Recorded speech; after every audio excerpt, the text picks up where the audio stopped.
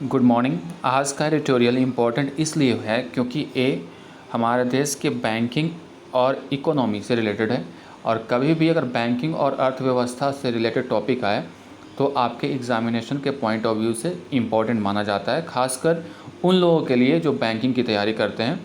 उसमें चाहे वो कॉमन एरर हो या फिर फिलर हो या फिर पैसेज हो, ये सारे जितने भी रहेंगे इस पे बेस्ड रहते हैं, इसलिए आप इसको इग्नोर ना करें। इसमें कई ऐसे वर्ड्स यूज़ होते हैं, फ्रेजेज यूज होते हैं जो कि आपके एग्जामिनेशन में डायरेक्टली पूछे जाते हैं, और उन वर्ड्स को आप इधर उधर ढूंढ नहीं सकते हो। उसका जो कॉन्टेक्स्ट है उसके अनुसार मीनिंग आपको जानना ज़रूरी होता है। इसलिए मैंने इसमें कॉमन एरर्स भी इंक्लूड किए हैं, यानी 3 कॉमन एरर्स होंगे जो बेस्ड होगा इस पैसेज पे। साथ ही साथ यहाँ पे जो वर्ड है सिनोनिम्स, यहाँ पे मेंशन करना मैं भूल गया, मतलब इसका हेडिंग देना, बट इसको आपको इसके सिनोनिम्स के साथ मैच करना होगा, और ये तभी पॉसिबल होगा जब हम लोग ये पूरा एडिटोरियल पढ़ेंगे। तो सबसे पहले हम लोग इस एडिटोरियल को देखते हैं है क्या आखिर इसके बारे में। टाइमली विंडफॉल, आपको एक फ्रेज बताया गया था, एक वर्ड का मीनिंग बताया गया था, विंडफॉल। अब विंडफॉल का मतलब होता है अचानक धन लाभ होना, अचानक धन की वर्षा हो जाना, यानी if you get something unexpected, जब आपको अनएक्सपेक्टेड कोई चीज़ें मिल जाए, खासकर पैसे की बात हो रही है तो अनएक्सपेक्टेड गेन को ही बोला जाता है विंडफॉल। और टाइमली मतलब होता है प्रॉम्प्ट, प्रॉम्प्ट मतलब होता है सही समय पे, एप्रोप्रिएट टाइम पे, एग्जैक्ट टाइम पे मिल जाना। यानी ये जो धन की वर्षा हुई है ना, वो सही टाइम पे हुई है, एग्जैक्ट टाइम पे हुई है, टाइमली मतलब समय पे हुई है। अब विंडफॉल का मतलब क्या हुआ, अनएक्सपेक्टेड गेन, तो अनएक्सपेक्टेड गेन को ही बोलते हैं विंडफॉल। अचानक धन का लाभ हो जाए, ये टॉपिक बात करेगा। इस एडिटोरियल में हम लोग बात करेंगे ऑन आरबीआईज फंड ट्रांसफ़र। आरबीआई ने फ़ंड ट्रांसफ़र किया है, आरबीआई की फ़ंड ट्रांसफ़र, एपोस्ट्रॉफी एस लगा हुआ है। आगे बढ़ते हैं, क्या है आखिर मामला। The RBI's transfer is a much needed buffer. RBI की जो ट्रांसफ़र हुई is a much needed buffer, buffer का मतलब क्या हुआ, एक कंफर्ट हो गया, एक आरामदायक स्थिति में ले आया है इसको, जैसे कुशन बोलते हैं इसको। तो आरबीआई के द्वारा फंड का ट्रांसफ़र किया गया है किसको, गवर्नमेंट ऑफ इंडिया को, जिससे थोड़ा भारत सरकार को राहत मिली है, बफर मिली है, मतलब कंफर्ट मिली है, राहत मिली है। But there are risks in banking on these surpluses, लेकिन बैंकिंग के क्षेत्र में रिस्क है, खतरा भी है इस सरप्लसेस से। सरप्लस क्या होता है, सरप्लस का मतलब होता है एक्सेस, मोर देन रिक्वायर्ड, जो आवश्यकता से अधिक हो। जैसे आपकी अर्निंग 100 रुपया है, ठीक है, आपने पूरा मंथ का खर्च करके टोटल 80 रुपीज़ खर्च किया आपने, यानी जो 20 रुपीज़ बच गया आपका, ये 20 रुपीज़ आपका सरप्लस हो गया। उसी प्रकार किसी देश के इकोनॉमी में या आरबीआई के केस में ले लो, एक सरप्लस बजट भी होता है। जैसे जो आपने बजट निर्धारित किया था उससे कम में आपका सारा काम हो गया, तो जो बचा हुआ पैसा है वो सरप्लस कहलाता है। उसी प्रकार आरबीआई के केस में भी है, आरबीआई के केस में भी है, क्योंकि अगर आरबीआई जितना इसने टारगेट सेट किया था कि इतना इसको इन्वेस्ट करना है या कुछ भी करना है और उससे वो बच गया, तो वो कहलाएगा इसका सरप्लस। यानी जो सरप्लस, जो एक्सेस पैसा, जो मोर देन रिक्वायर्ड जो मनी हुई, उसको इसने किसको ट्रांसफ़र कर दिया, हमारे देश के जो सेंट्रल गवर्नमेंट है उसको ट्रांसफ़र कर दिया, उसके बारे में बात हो रही। तो इसमें कहा जा रहा है लेखक के द्वारा कि ठीक है, ये तो अभी राहत मिल गया सरकार को, एक राहत वाला पैकेज मिल गया मान लो, लेकिन इसका रिस्क भी है इस तरह के सरप्लसेस का। अब क्या रिस्क है उसकी चर्चा हम लोग बाद में करेंगे। The Reserve Bank of India decision, Bharat की जो रिजर्व बैंक है जिसको सेंट्रल बैंक बोलते हैं, बैंक ऑफ बैंक भी बोला जाता है, यानी रिजर्व बैंक को बैंक ऑफ बैंक भी बैंक्स कहा जाता है, बैंक ऑफ बैंक्स बैंकों का बैंक है। सेंट्रल बैंक भी रिजर्व बैंक को ही कहा जाता है। रिजर्व बैंक ऐसा है जिसमें आम लोगों का खाता नहीं खोला जा सकता है, ये भी बात आपको सीखना है, एग्ज़ाम में आता रहता है। तो the reserve bank of India's decision, तो रिज़र्व बैंक की इंडिया के जो डिसीजन है to transfer 99,122 crore of surplus to the centre comes as a windfall to the government. यानी आरबीआई की जो डिसीजन है कि 99,122 करोड़ सरप्लस जो उसका एक्स्ट्रा पैसा था उसको सेंटर को दे देना एक तरह का किसके लिए, भारत सरकार के लिए। इस सरकार के लिए क्या है, एक अचानक धन वर्षा हो गई ऐसा है, यानी एक विंडफॉल है। एट अ मोमेंट, उस समय, जब, वेन मतलब जब, द, ये बहुत बार वर्ड आ चुका है, फेरोसियस। फेरोसियस का मतलब होता है जो क्रूर होता है, खतरनाक होता है, रूथलेस, निर्मम।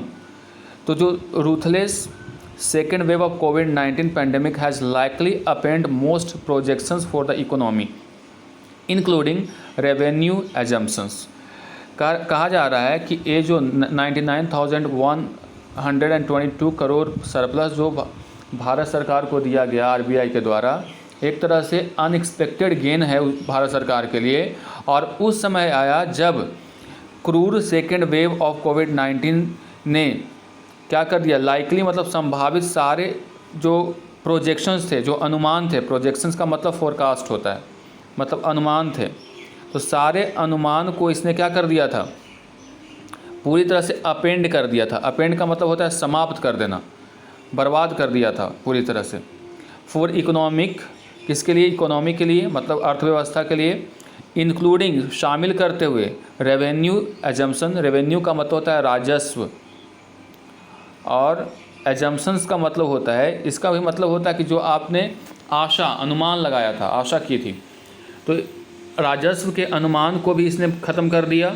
साथ ही साथ इसने जो इकोनॉमी को लेकर के जो प्रोजेक्शंस, जो अनुमान लगाए गए थे, जो फोरकास्ट किया गया था, उसको भी पूरी तरह से डिस्ट्रॉय कर दिया। किसने, कोविड-19 के सेकेंड वेव ने। उस समय आरबीआई के द्वारा ये राहत का पैकेज दिया गया भारत सरकार के लिए। एक तरह से अनएक्सपेक्टेड क्या है, धन लाभ है। आगे बढ़ते हैं। The pay out is almost double the 53,511 crore that the finance minister had budgeted for by way of dividend receipt. ये समझिएगा ध्यान से।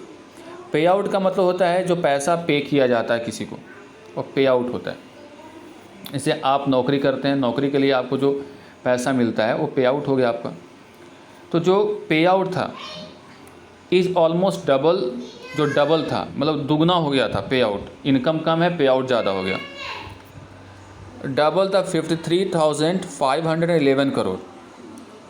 ये 53,511 करोड़ का जो आंकड़ा दिया गया है, जो सेट किया गया था किसके द्वारा, फाइनेंस मिनिस्टर के द्वारा, जो कि बजटेड किया गया था, यानी इसको अलॉट किया गया था, आवंटित किया गया था।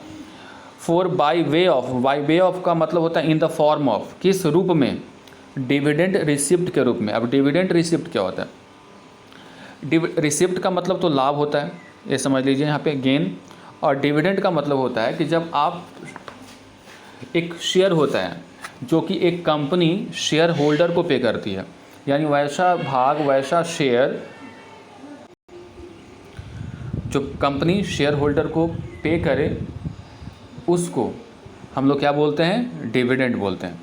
यानी भारत के जो फाइनेंस मिनिस्टर हैं, उन्होंने अलॉट किया था 53,511 करोड़, जो कि ऑलमोस्ट डबल था, ठीक है।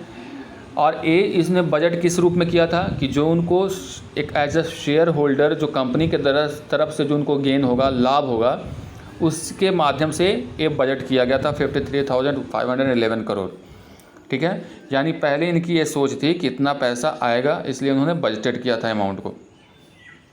इंक्लूडिंग फ्रॉम, और कहाँ से आने की चांस थी, including from nationalised banks and financial institutions. और उनको ये भी लगता था कि ये जो बजट ऊपर जो दर्शाया गया, दिया गया है, को नेशनलाइज्ड बैंक से और फाइनेंशियल इंस्टीट्यूशन से भी उनको गेन होगा। तो ये सारे गेन को देखते हुए वो बजट तैयार किया गया था, एक अलॉट किया गया था, आवंटित किया गया था। That the RBI has generated a surplus that is over 73% higher than what is posted for the previous 12 months period ended June 2020। कहा गया कि जो RBI का जो जनरेट किया है सरप्लस, सरप्लस मतलब मैंने बता दिया, जो कि आपके आमदनी और खर्च के बीच में जो पैसा बच जाता है वो आपका सरप्लस कहलाएगा। तो इसने कितना सरप्लस जनरेट किया है, 73% higher than what is posted for the previous पिछले 12 मंथ में जो पीरियड था, जो कि 2020 जून में ख़त्म हो गया, उससे अगर कंपेयर किया जाए तो उसमें 73% हाइयर रहा इस बार का सरप्लस आरबीआई का। इज ऑल्सो नोटवर्दी, ये भी क्या करने योग्य है, उल्लेखनीय है। नोटवर्दी का मतलब उल्लेखनीय है। When one considers that the bank just change its accounting calendar from July June to an April March format by truncating its last financial year to a 9 month period. और इस बात को भी नोट करने योग्य है कि जब जो बैंक्स है, जो अकाउंटिंग कैलेंडर, जो उसका फाइनेंशियल कैलेंडर होता है, अकाउंट करने वाला, सारे चीज़ों को लेखा जोखा तैयार करने वाला, पहले जुलाई जून से ना रह करके अब अप्रैल मार्च हो गया, तो ये बदल गया। यानी 9 महीने के पीरियड में ही इतना सरप्लस जनरेट हो गया, ये कहना चाह रहा है। तो 9 मंथ पीरियड में ही ये हो पाया, यानी 12 मंथ भी नहीं लगा, 9 मंथ रहा। यानी लास्ट ईयर जो था अकाउंटिंग पीरियड वो जून जुलाई का था, जो कि 12 मंथ का था 2020 में। लेकिन इस बार 2021 की बात करें तो कॉन्ट्रैक्शन इसमें किया गया है। अब जो हो गया इसका अकाउंटिंग ईयर, वो हो गया है अप्रैल मार्च, अप्रैल से मार्च तक, मार्च में ख़त्म हो जाएगा। फॉर्मेट बाय ट्रंकेटिंग, ये वर्ड का मतलब समझिए। ट्रंकेटिंग का मतलब होता है शॉर्ट करना, यानी छोटा करना। कर्टेल मतलब कटौती करना, एक वर्ड होता है कर्टेल। कर्टेल का मतलब क्या होता है, कटौती करना, रिड्यूस करना, कम करना। तो पिछले फाइनेंशियल ईयर को क्या किया गया है, रिड्यूस किया, कम किया गया है। 12 मंथ का नहीं रहा, ये 9 मंथ का रहा। The RBI annual report, RBI की जो एनुअल रिपोर्ट है, जो वार्षिक रिपोर्ट है, रिलीज्ड ऑन थर्सडे, कब रिलीज किया गया था, थर्सडे को, शोज़ दैट, दर्शाता है कि a sharp 63% contraction in expenditure was a major factor in boosting the surplus. उसने ये दर्शाया है कि जो 63% कॉन्ट्रैक्शन, कॉन्ट्रैक्शन का मतलब होता है सिकुड़न। अगर इकोनॉमी के टर्म में अगर देखें तो कॉन्ट्रैक्शन का मतलब होता है कि जो आपके देश का फाइनेंशियल आउटपुट है उसमें कमी आना। तो कॉन्ट्रैक्शन हुआ किस चीज़ में, कमी आई एक्सपेंडिचर में, और यही सबसे बड़ा कारण बना, फैक्टर बना, कारक बना कि सरप्लस को बूस्ट करने में, सरप्लस को बढ़ाने में। आपका इनकम हो गया, इन्वेस्टमेंट हो ही नहीं रहा है, एक्सपेंडिचर हो ही नहीं रहा है, तो आपके पास पैसा बच जाएगा। तो वही कारण बना आरबीआई के लिए कि सरप्लस ज़्यादा हो गया, specially as a income fell by 11%, और ख़ासकर तब जब इनकम कम हो गया, कितना, 11%। However, the biggest contributor in real terms was the 50,629 crore of exchange gain realized by central bank from its foreign exchange। ध्यान दीजिए, हालांकि ये तो खैर कारण है ही सरप्लस का कि इस बार एक्सपेंडिचर कम हुआ, जिसके वजह से सरप्लस ज़्यादा रहा आरबीआई का। उसके अलावे एक चीज़ और बताया गया है कि जो सबसे ज़्यादा कंट्रीब्यूटर रहा, यानी इसमें योगदान रहा, किस चीज़ का रहा, 50,629 करोड़ रुपए का एक्सचेंज गेन के द्वारा। अब एक्सचेंज गेन क्या होता है, एक्सचेंज गेन का मतलब होता है कि जब आप फॉरेन करेंसी का लेन देन करते हो, यानी बेचते हो और ख़रीदते हो। मान लिया जाए कि जब आपने फॉरेन करेंसी को ख़रीदा तो उस समय उसकी वैल्यू कम थी, बाद में जब आपने ख़रीद लिया उसकी वैल्यू बढ़ गई, तो आपको गेन होगा। जस्ट अपोजिट अगर हो जाए तो आपका लॉस होगा। तो एक्सचेंज गेन के माध्यम से सेंट्रल बैंक को भी फ़ायदा हुआ इस बार।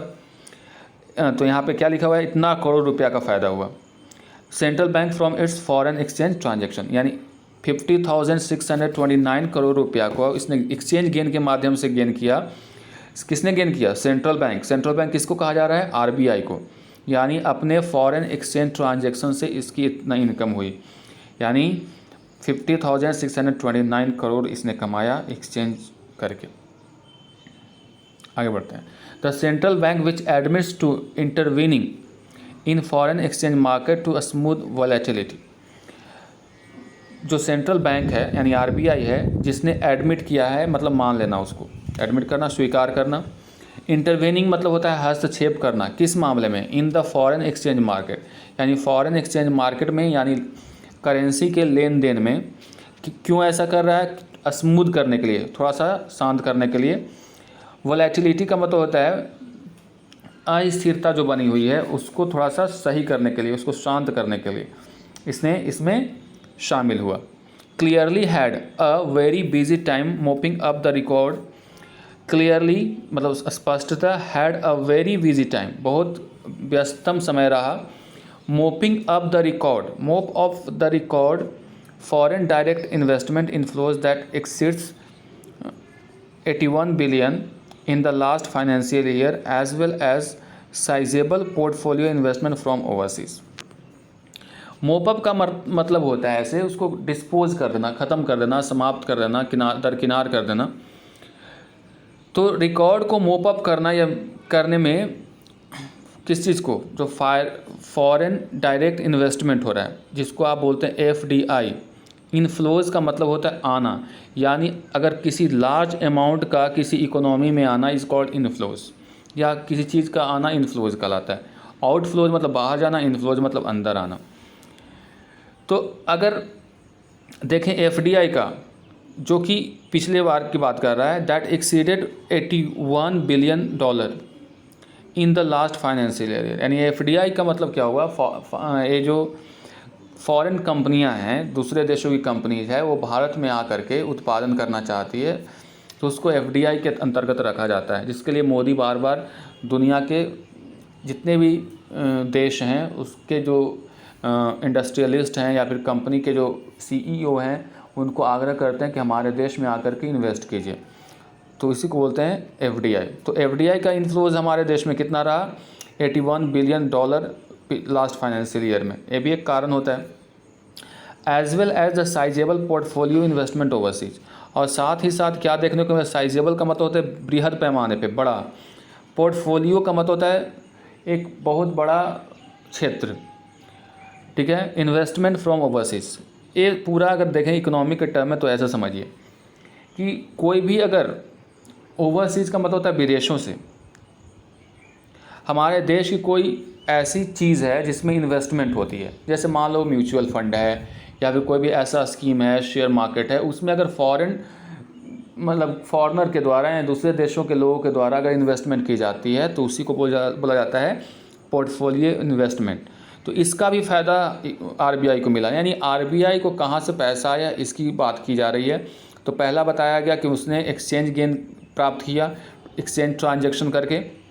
दूसरा इसका FDI का भी अच्छा रिकॉर्ड रहा पिछले साल, जिसमें 81 बिलियन ग्रॉस डॉलर इतना ये हुआ पिछले फाइनेंशियल ईयर में। साथ ही साथ जो पोर्टफोलियो इन्वेस्टमेंट भी देखा गया विदेशों से, यानी हमारे देश के जो प्रोडक्ट हैं उसमें उसका इन्वेस्टमेंट भी देखा गया। Steel 69% increase in exchange gain over the preceding 12 month period. अभी भी किया है 69% इंक्रीज़ हुआ है किस चीज़ में, एक्सचेंज गेन। जो अभी मैंने बताया एक्सचेंज गेन क्या होता है, जो करेंसी का लेन देन होता है। ओवर द प्रीसीडिंग 12 मंथ, पिछले दो, प्रीसीडिंग का मतलब पहले, 12 मंथ पीरियड, 12 महीने के पीरियड में। प्रॉम्प्ट्स मतलब काउज, प्रॉम्प्ट का मतलब यहाँ पे क्या है, काउज, समथिंग टू हैपन, यानी किसी चीज़ को का कारण बनना। तो prompt the question as to whether the RBI foreign exchange transactions were all entirely aimed only at stabilizing the rupees value। तब ये एक सवाल उत्पन्न करता है कि क्या RBI का जो फॉरेन एक्सचेंज ट्रांजैक्शंस था वो पूरी, इंटायरली का मतलब होता है पूरी तरह से, इंटायरली मतलब क्या हुआ, पूरी तरह से। क्या ये पूरी तरह से उसका एम ये था, ध्येय ये था कि स्टेबल करना चाहता था, स्थिर करना चाहता था रुपीज़ के वैल्यू को।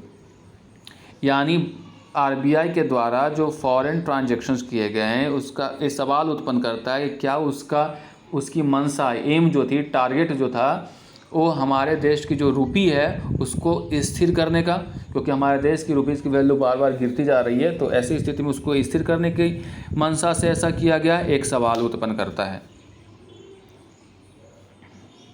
आगे बढ़ते हैं। Given the magnitude of economic disruption, magnitude का मतलब होता है इंटेंसिटी, ताकत, power, volume, size, quantity, shape. तो considering the shape of, size of कह लो या फिर इंटेंस कह लो, ऑफ इकोनॉमिक डिसरप्शन, जिस रफ्तार से हमारे देश की अर्थव्यवस्था डिस्टर्ब हो रही है, काउज्ड बाय किसके द्वारा, ऑन गोइंग पैंडेमिक, जो चल रहा है अभी ऑन गोइंग पैंडेमिक महामारी, and the lack of visibility, visibility का मतलब होगा कि आगे क्या होगा ये अभी पता ही नहीं है, अस्पष्टता जिसको बोलते हैं, तो लैक ऑफ विजिबिलिटी यानी अस्पष्टता की कमी के कारण, on the costs that the economy is going to have to bear in the coming months, उस कॉस्ट पे, उस लॉस पे जो हमारा देश, कॉस्ट का मतलब यहाँ पे लॉस समझिए, वो लॉस जो हमारा देश, हमारे देश की अर्थव्यवस्था वो सहन करने वाली है आने वाले महीनों में, उसको लेकर के अभी क्या है, विजिबिलिटी, लैक ऑफ विजिबिलिटी है, यानी अस्पष्टता की कमी है, समझ में नहीं आ रहा कि आगे क्या होगा।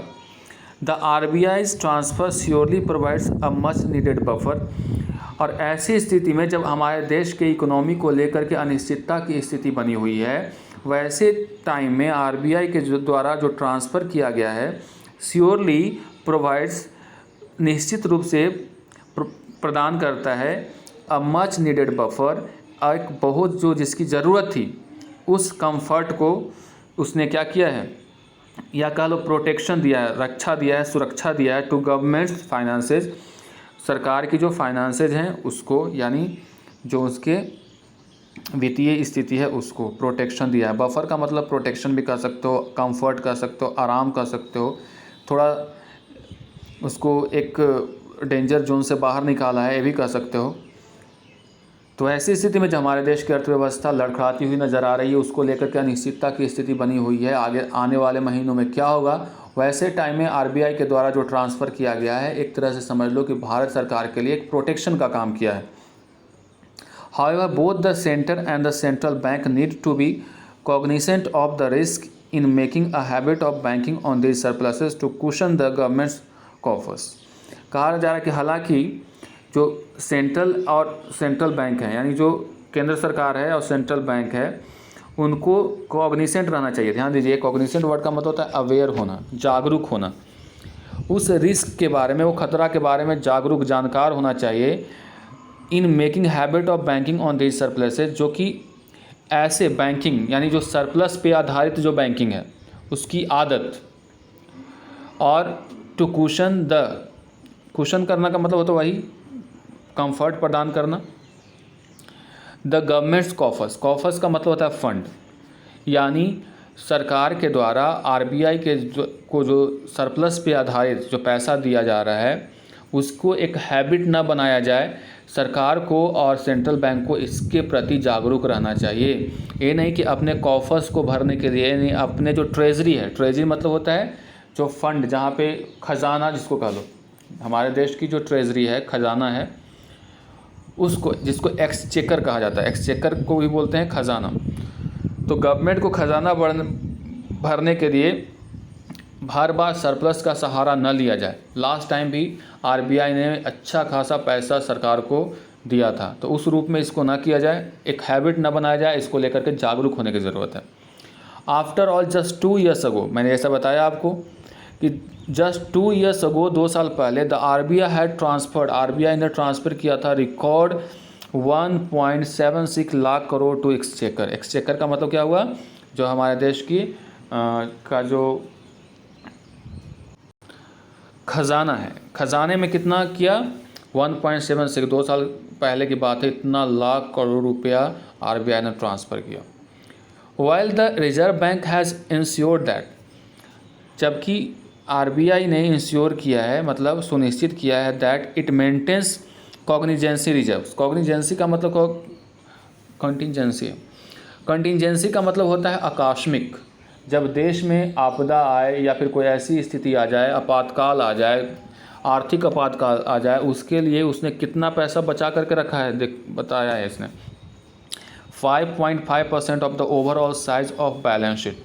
यानी जो देश का बैलेंस शीट है, यानी जो समझ लो कि जो लेखा जोखा रखा जाता है कितना पैसा है, उसका 5.5% ये बचा करके रखा है, यानी 100 रुपया में 5-5.5 रुपया करीब ये बचा रखा है।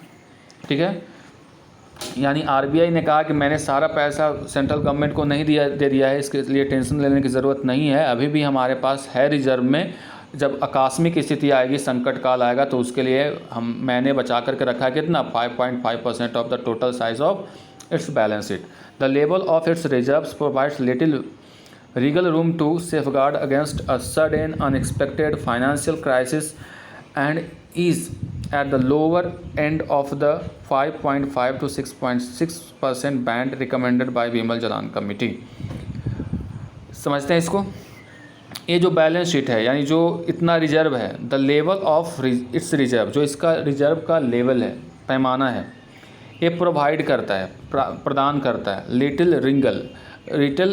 विगल का मतलब होता है स्वतंत्रता कह लो, तो विगल रूम का मतलब होता है फ्रीडम, समझ लो, स्पेस, फ्रीडम। टू किस चीज़ का फ्रीडम? टू सेफ गार्ड मतलब प्रोटेक्ट करना, किसके खिलाफ प्रोटेक्ट करना? सडन और अनएक्सपेक्टेड फाइनेंशियल क्राइसिस आएगा, तो ये जो फंड है ना 5.5%, वो हम लोगों को प्रोटेक्शन प्रदान करेगा जब अनएक्सपेक्टेड और सडन फाइनेंशियल क्राइसिस आएगी। And is at the lower end of the 5.5 to 6.5 band recommended by the Bimal Jalan. ये जो लोअर एंड है मतलब आखिरी पैदान पे है, जो कि रिकमेंड किया गया है बीमल जलान कमेटी के द्वारा। बीमल जलान कमेटी जो है आरबीआई के अंडर एक कमेटी गठित की गई है, जो कि फाइनेंशियल स्थिति को मॉनिटर करता है, उससे रिलेटेड एक रिकमेंडेशंस देता है। और इसके चूँकि अध्यक्ष हैं बीमल जलान, इसलिए उनका नाम रखा गया बीमल जलान कमेटी। तो 5.5 जो इतना जो लोअर एंड है उतना मेंटेन करके रखने की बात की गई थी, जो रिकमेंडेशन दिया गया था। आगे बढ़ते हैं। With the government facing the likelihood of over shooting it's budgeted borrowing, with ये देखते हुए कि गवर्नमेंट फेस कर रहा है, लाइकलीहुड मतलब संभावना, ऑफ ओवर शूटिंग, यानी ओवर शूटिंग का मतलब होता है बियॉन्ड बाउंड्री, जो आपके लिए निर्धारित था उससे ऊपर चला जाना, ओवर शूटिंग कहलाता है। तो over shooting it's budgeted borrowing, budgeted का मतलब जो इसने आवंटित किए थे, बजट में प्रावधान लाए थे, और उसने जितना बोरोइंग करने का सोचा था उसकी संभावना है कि उससे ज़्यादा हो जाएगा। Given the higher spending needed to booster vaccination, ये देखते हुए, कंसीडर, गिवन का मतलब कंसीडरिंग, ये कंसीडर करते हुए, इस बात को ध्यान में रखते हुए कि इसको ज़्यादा पैसा स्पेंड करने की ज़रूरत पड़ेगी। किस चीज़ के लिए? बूस्टर का मतलब होता है इंक्रीज़ करना, यानी बूस्ट करना, किसको? वैक्सीनेशन को बढ़ावा देने के लिए ज़्यादा से ज़्यादा पैसा स्पेंड करने की ज़रूरत है, जो कि इसका बजट, जितना बजट में रखा था, कितना बोरोइंग करेगा, इतना पैसा उधार लेगा, उसको क्या कर रहा है? ओवर शूट कर रहा है, उसको क्या कर रहा है? क्रॉस कर रहा है, एक समझ लो। ठीक है, तो वैक्सीनेशन हो गया, हेल्थ केयर और direct fiscal support. The RBI balance sheet could swell in size this year too. अब ये देखते हुए कि अब समझो, पहले कहा जा रहा है कि भारत सरकार का जो टारगेटेड बजट था बोरोइंग करने का, उसको ओवर शूट हो जाएगा, यानी वो क्रॉस कर जाएगा। ऐसा क्यों होगा? क्योंकि भारत सरकार को ज़्यादा पैसा इन्वेस्ट करना पड़ेगा वैक्सीनेशन को बूस्टर करने में, उसको बढ़ावा देने में, हेल्थ केयर पे ज़्यादा पैसा इन्वेस्ट करना पड़ रहा है, और डायरेक्ट फिजिकल वित्तीय सपोर्ट, जो गरीब लोग हैं उसको फिजिकल सपोर्ट भी देने की बात हो रही है। तो ऐसी स्थिति में अब आरबीआई को अब क्या करना पड़ेगा? तो RBI balance sheet could swell in size this year too. अब आरबीआई की जो वित्तीय स्थिति है, बैलेंस शीट है, वो इस बार फिर से स्वेल करेगा। नहीं, फिर से स्वेल का मतलब क्या होता है? सूजन होना, यानी और बड़ा हो जाएगा साइज़ में। यानी कहना ये चाह रहा है कि ज़्यादा से ज़्यादा आरबीआई को अब हेल्प करने की ज़रूरत पड़ेगी। किसको? सेंट्रल गवर्नमेंट को। It would behove policy maker to remember that the central bank is ultimately the lender of last resort to nation. ध्यान दीजिए, इस बात, पॉलिसी विहोव का मतलब होता है योग्य बनाना, यानी ये जो है पॉलिसी जो मेकर्स हैं, नीति निर्माता को योग्य बनाता है, यानी उसको याद दिलाता है इस बात को याद करने की कि सेंट्रल बैंक जो है वो ultimately the lender of last resort है। अब देखिए, लेंडर ऑफ लास्ट रिसोर्ट का मतलब क्या होता है? लेंडर ऑफ लास्ट रिसोर्ट जो है वो सेंट्रल बैंक काम करती है इसमें। जब वैसी स्थिति होती है, जब बैंक, कोई भी बैंक है, उसकी स्थिति ख़राब हो जाती है, उसके पास लिक्विडिटी की कमी हो जाती है, फंड की कमी हो जाती है, तो ऐसी स्थिति में क्या करता है आरबीआई? कि उसको मदद करता है। और मदद वो तब करता है जब कोई भी इंस्टीट्यूशन उस बैंक पे विश्वास नहीं दिखाता है, तो ऐसी स्थिति में जो क्राइसिस है उसको मैनेज करने में हेल्प करने के लिए जो बैंक को मदद की जाती है वो आरबीआई के द्वारा की जाती है, उसको लिक्विडिटी दी जाती है उसको, तो उसको बोला जाता है lender of last resort RBI को। तो नेशन, अगर ये तो बैंक के लिए हुआ, लेकिन यहाँ पे आरबीआई जो है किस रूप में काम कर रही है, जब भारत की अर्थव्यवस्था लड़खड़ा रही है, इसके ऊपर ज़्यादा लोग इन्वेस्ट करना नहीं चाह रहे हैं, तो ऐसी स्थिति में RBI is acting as the lender of last resort to the nation as a whole. अगर हम लोग देखें अगर पूरे तौर पे, and can ill afford to be less than adequately funded to meet every conceivable contingency.